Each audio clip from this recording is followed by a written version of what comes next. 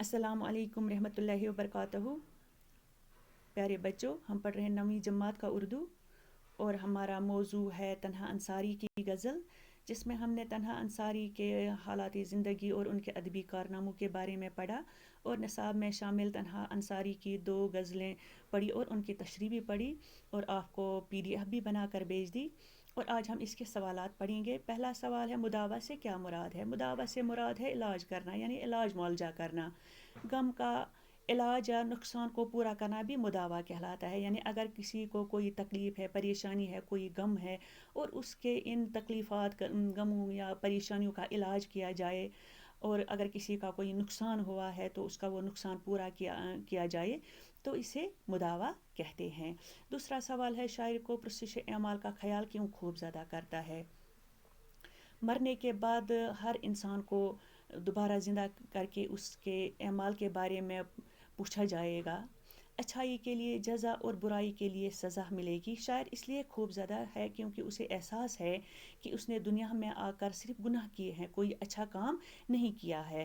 اس لیے اسے ڈر ہے کہ جب اسے مرنے کے بعد دوبارہ زندہ کر کے اس سے اس کے دنیا کے کاموں کے بارے میں پوچھا جائے گا تو وہ کیا جواب دے گا۔ تیسرا سوال ہے، خزاں کے تند جھونکوں سے کیا مراد ہے؟ خزاں کے تند جھونکوں یعنی کہ خزاں سردی کا موسم، اور اس موسم میں جو وہ ٹھنڈی لہریں اٹھتی ہیں سردی کی، ان سے مراد ہے خزاں کے تند جھونکوں۔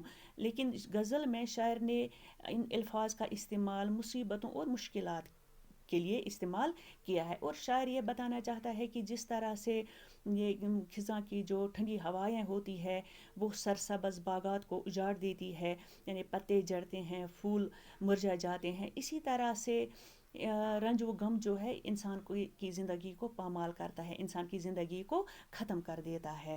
چوتھا سوال ہے، شاعر نے موضوع کے تلاطم کے ساتھ شکستہ ناؤ کا استعمال کر کے کس بات پر زور دینا چاہا ہے؟ یعنی شاعر نے لکھا ہے کہ شعر میں شکستہ ناؤ اپنی اور موضوع کا تلاطم ہے، یعنی شاعر کہتا ہے کہ میری جو ناؤ ہے وہ ٹوٹی ہوئی ہے، لیکن اس ٹوٹی ہوئی ناؤ کو کس کا سامنا کرنا ہے؟ سمندر کی تیز لہروں کا۔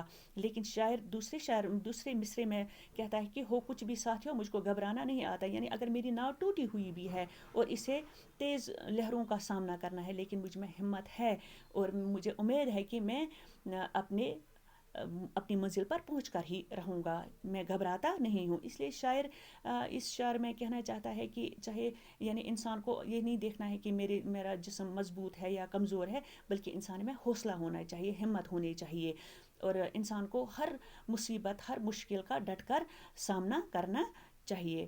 یہی مراد ہے شاعر کا موضوع کے تلاطم اور شکستہ ناؤ کا استعمال، اس لیے شاعر نے استعمال کیا ہے۔ تو اس کے ساتھ ہی یہ جو غزل ہے اختتام کو پہنچتی ہے۔ مجھے امید ہے کہ آپ نے یہ تشریح، نوٹ اور یہ سوالات آپ اپنی کاپی پر ساتھ ساتھ لکھتے بھی ہوں گے اور یاد بھی کرتے ہوں گے۔